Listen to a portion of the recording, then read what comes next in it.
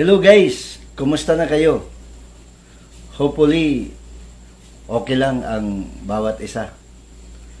Kahit may pagsubok na naranasan tayo, pinagdaanan, pandemya, quarantine period. Pero kaya natin yan sa tulong ng ating Panginoon, may kapal. Diba? Ganun pa man ay gusto kong magbasa ng Bible verse. John 3:16. Yung John 3:16, ito yung tinatawag na heart of the Bible. At ito naman ay aking babasahin sa iba't ibang mga Bible translations. Amazing! Ready ka na ba? Macman Waves.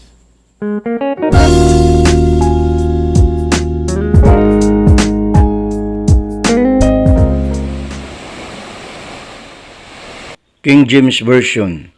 For God so loved the world that He gave His only begotten Son, that whosoever believeth in Him should not perish, but have everlasting life.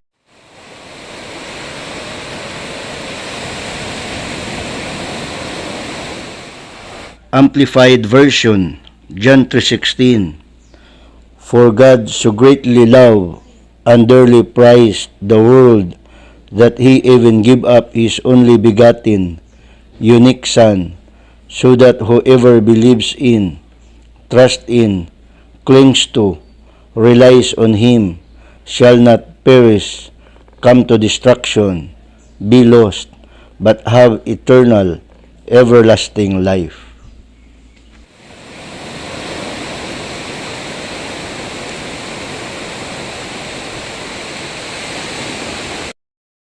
New American Standard Bible, John 3:16. For God so loved the world that He gave His only begotten Son, that whoever believes in Him shall not perish, but have eternal life.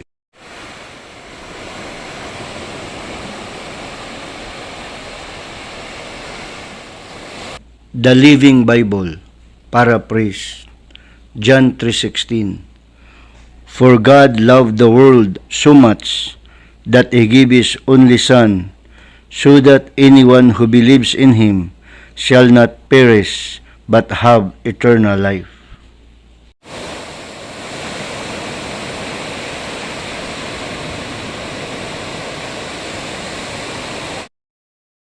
Good News Translation, John 3:16. For God loved the world so much that He gave His only Son, so that everyone who believes in Him may not die, but have eternal life.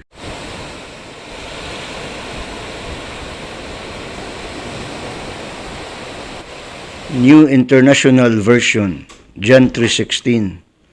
For God so loved the world that He gave His one and only Son, that whoever believes in Him shall not perish, but have eternal life.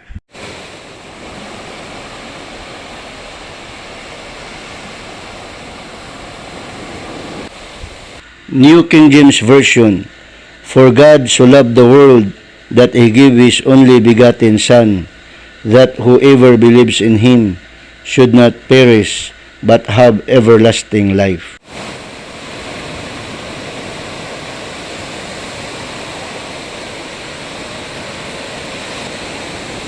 New Revised Standard Version, John 3:16.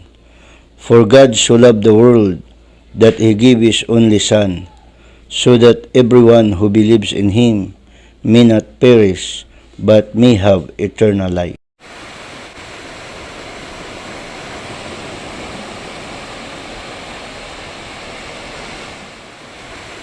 Contemporary English Version, John 3:16. God loved the people of this world so much that He gave His only Son, so that everyone who has faith in Him will have eternal life and never really die.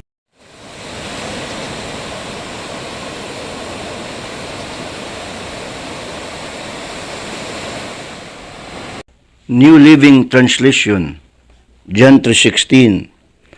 For this is how God loved the world. He gave His one and only Son, so that everyone who believes in Him will not perish, but have eternal life.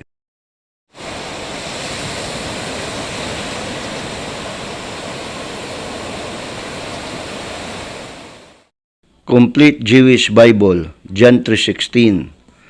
For God so loved the world that He gave His only and unique Son, so that everyone who trusts in Him may have eternal life instead of being utterly destroyed.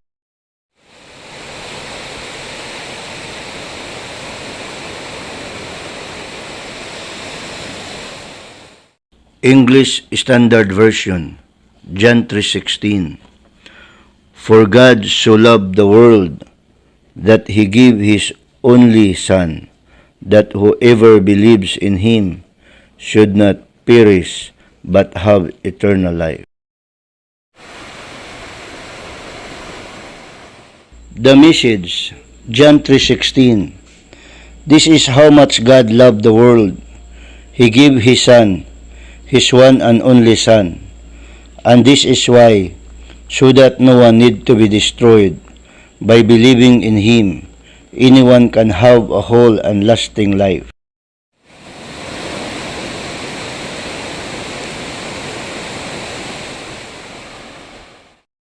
Christian Standard Bible, John 3:16. For God loved the world in this way, He gave His one and only Son, so that everyone who believes in Him will not perish, but have eternal life.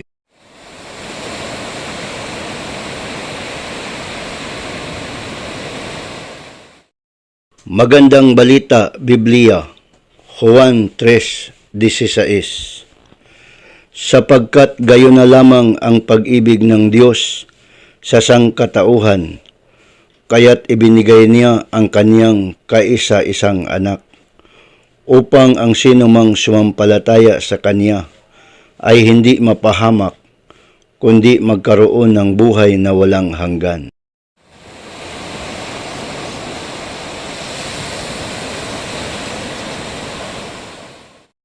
Maong Abalita, Biblia, Juan 3:16. Tadiad untan lan panangaroy Dios id san kamunduan intertoy bugbugtong ya anak to. Pian syupamay manisiad sikato it ag nabalang no ag inginawalaay bilay ya andi anggaan.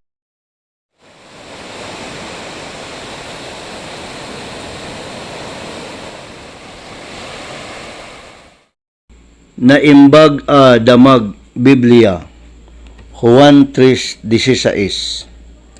Gapu iti kasta unay a panagayat ti Dios iti lubong, intid na ti bugbugtong nga anak na tapno ti si asinuman a mamati kinkoana saan a matay no di kit agbiag nga agnanayon.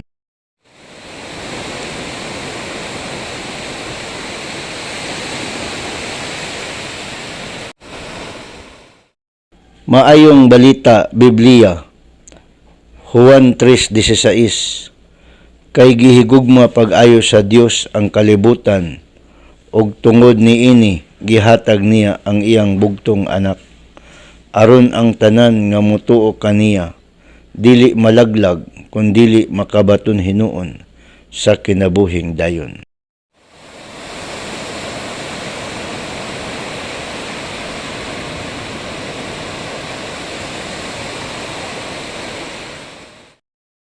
Hebrew Bible, John 3:16.